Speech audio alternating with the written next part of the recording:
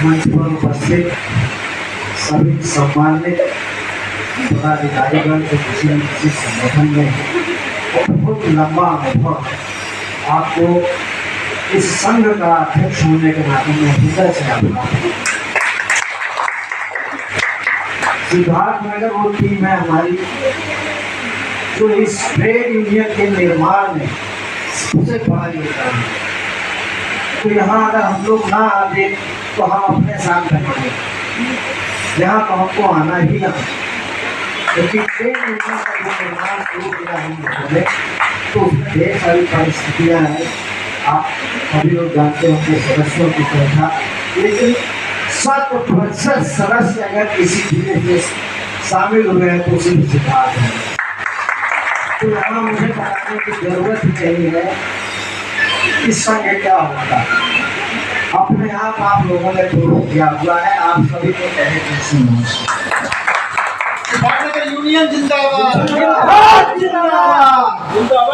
कर्मचारी एकता जिंदाबाद, साथियों हम लोग बहुत दिन से काम कर रहे हैं। हम लोग के पास बैनर था वेलफेयर यूनियन। आप सभी जानते हैं कि पे रिवीजन 2022 में हुआ और कितनी बड़ी निराशा लेकर के आया। और उसके बाद किस तरीके से सारी यूनियन इकट्ठा हुई और अंत में हम लोगों को इस परिस्थिति में आना पड़ा कि अगर हम कोई एक ऐसा संघ नहीं बनाएंगे जो उत्तरदायी सरकार भी हो जाए, हमारे अधिकारी भी हो जाए, क्योंकि उस वेलफेयर यूनियन पे कोई भी पत्र जाता था या कोई भी हम काम करते थे तो वो उत्तरदायी नहीं होते, वो उसको दबा करके बैठ जाते।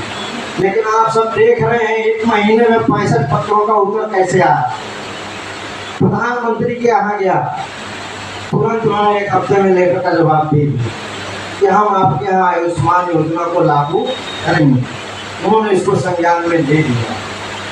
अभी उत्तर प्रदेश की परियोजना निदेशक महोदय को अवगत कराया गया कि इस उत्तर प्रदेश में जो 21 वर्ष से अधिक से कार्यरत हमारे साथी कर्मचारी थे, आज तक उनको मृत्यु के उपरांत कई लोगों की मृत्यु अचानक हो गई, किसी में एक रुपया नहीं। तो उन्होंने झट से उस पर निर्णय लिया और 20 लाख रुपए का टर्म इंश्योरेंस का निर्णय ले लिया है, जो इसी महीने में हम लोगों के लिए लागू होगा। शुरुआत में 1500 कुछ रुपया उसमें कटेंगे सालाना, लेकिन आगे चल के हम लोग उसको परसू करेंगे कि गवर्नमेंट की तरफ से हो जाए। लेकिन ये पहली बार लागू तो होने जा रहा है, कम से कम इस एक्ट कंट्रोल में। काम बहुत है हम लोगों के पास, क्योंकि हम लोग बहुत पिछड़े हुए। हम अपनी आवाज़ को, अपने डिमांड को ही अपने मुखिया तक नहीं पहुंचा पाएंगे। प्रदेश कैसे पहुंचाएंगे, उसकी पूरी योजना है, पूरी हम लोगों ने तैयारी कर रखी है। समय समय पे आप लोगों को बताया जाएगा। सबसे बड़ी हमारी कमजोरी क्या थी, हम पूरे भारतवर्ष में 30,000 100% सेंट्रल की फंडिंग, लेकिन हम लोगों की सबसे बड़ी कमजोरी ये थी कि हम उन लोगों का इलाज करते हैं जो पूरे भारतवर्ष में 25 लाख, हमने उनको कभी जोड़ने की सोचा ही नहीं। अब वो इलाज नहीं करते हैं कि आज आए हो, पीसीएम की दवा लिया, अगली बार नहीं आओगे या कहीं और चले जाओगे। अब तो उनका इलाज करते हैं जो हमारे परिवार बन जाते हैं। हमने उनकी ताकत को पहचाना ही नहीं था दोस्तों, इसलिए हमारे स्वयं ने डिसीजन लिया कि हम लोग ऐसा प्लेटफॉर्म डिजाइन कर रहे हैं। जैसे आपने यूट्यूब देखा होगा, वो क्यों किया जा रहा है? वो इसलिए किया जा रहा है कि आप लोग सब लोग, हम लोग जानते हैं कि हम लोग का सारा काम डेटाबेस, हर चीज़ में डेटा पे ही बात होती है।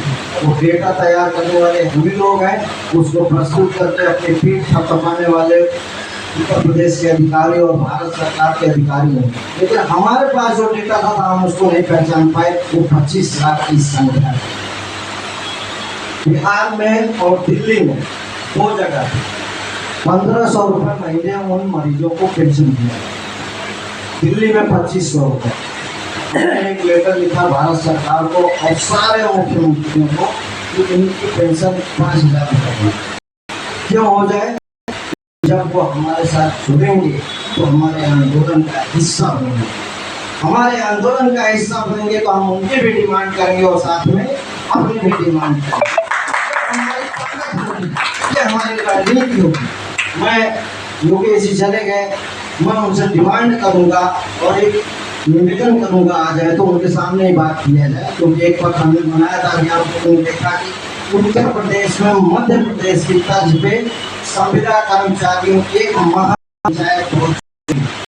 किसी को मत बुलाइए, किसी वीआईपी को मत बुलाइए, सिर्फ अपने साथियों को बुलाइए और महापंचायत करके लखनऊ में दिखा दीजिए संविदा कर्मचारी आपके अन्याय के खिलाफ खड़ा होने जा रहा है। ये हम एक हैं। अगर हम लोग इसी तरीके से संख्या में उलझे रह जाएंगे तो हम कभी डिमांड नहीं कर पाएंगे, पूरी भी नहीं करवा पाएंगे, और गवर्नमेंट हो चाहे नाको हो अपनी मनमानी करती है। आप लोग देख रहे हैं डेली आए दिन 24 घंटा हम लोग से सेक्स के मेल पढ़ते हैं, उनके व्हाट्सएप पढ़ते रहते हैं, फला रिपोर्ट धमका रिपोर्ट, कोई काम नहीं उनके पास। आपके सामने 150 की भीड़ खड़ी है, 15 मिनट बाद बच्चों में शुरू हो जाए। क्या सिस्टम क्या कर दिया भाई, हम अपना मरीज का इलाज करेंगे, तुम्हारा पर्सनल मीटिंग करें, लेकिन उनके ऊपर कोई फर्क नहीं पड़ रहा है। कब पड़ेगा ये? जब हमारी बात उस जगह पे पहुंचेगी जहाँ से पूरा देश पूरा प्रदेश कंट्रोल हो। हम कहाँ पहुँचाते हैं अपनी बात अभी तक? उस अधिकारी के पास जिसको हमारा डेटा चाहिए है। हमें उससे बात नहीं करना है, हमें प्रदेश के नेतृत्व से बात करना है कि आप हमारे बारे में सोचिए। आप लोग यूट्यूब पे उन सारे मरीजों को जोड़िए, क्योंकि उनको जोड़ना बहुत जरूरी है। आंदोलन पेश करना है, आंदोलन को बढ़ाना है, तो सारे मरीजों को आपको जोड़ना है। 1.5 लाख लोग हम लोग इलाज करते हैं पर उत्तर प्रदेश में, और 5 लाख की काउंसलिंग हम लोग कर रहे हैं उत्तर प्रदेश में, लेकिन हम अपनी गिनती कहाँ करते हैं? 1800। हमारी सबसे बड़ी कमजोरी है कि हमें अपना ही डेटा नहीं पता। उस डेटा को पहचानने की जरूरत है। अपने आप को मजबूत करने के लिए उन सबको भी इकट्ठा करिए, क्योंकि उनको भी जरूरत है। उनका पैसा एनजीओ लूट रहा है, उनका पैसा अधिकारी लूट रहे हैं आपस में सेटिंग कर, लेकिन जब वो डायरेक्ट उनको बेनिफिट मिलेगा, क्योंकि अन्य स्टेट में मिला है, हमारे स्टेट में नहीं मिला, कई स्टेट में नहीं मिला, लेकिन जब उनको डायरेक्ट बेनिफिट मिलेगा, ये तर्क हम देंगे कि वहाँ क्यों दिया गया, यहाँ क्यों नहीं दिया जा रहा है, तो मरीज आपके साथ जुड़े। मरीज को जोड़ना पड़ेगा अगर आंदोलन बड़ा करना है। सबसे बड़ी चीज ये है कि सिद्धार्थनगर में छोटी कारखानी बन गई, और आज जो कार्यक्रम हुआ ये हमारा पहला कार्यक्रम है शपथ ग्रहण का। अभी 7 तारीख को हम लोग पूरे प्रदेश का शपथ ग्रहण करने जा रहे हैं लखनऊ में।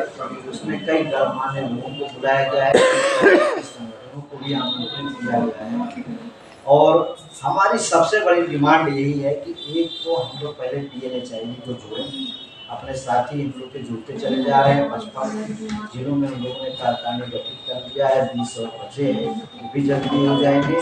साथ ही साथ योगेश जी आ जाए तो महापंचायत की बात की जाए, क्योंकि हमारे लोहिया में ही संविदा कर्मचारियों का एक और संघ आउटसोर्सिंग, एक हम लोग का संघ हो गया, एक आपका संघ हो गया। जो जब हम महापंचायत करेंगे तो इसका मैसेज करेंगे, क्योंकि मध्य प्रदेश में जो आप बता रहे थे सिर्फ एड्स कंट्रोल का कर्मचारी बच गया है, बाकी सबको same work same day meal गया है। और आपके एड्स कंट्रोल में 8 स्टेट में, मणिपुर को परमानेंट लिया है, जल्दी वही परमानेंट होने जा रहे हैं।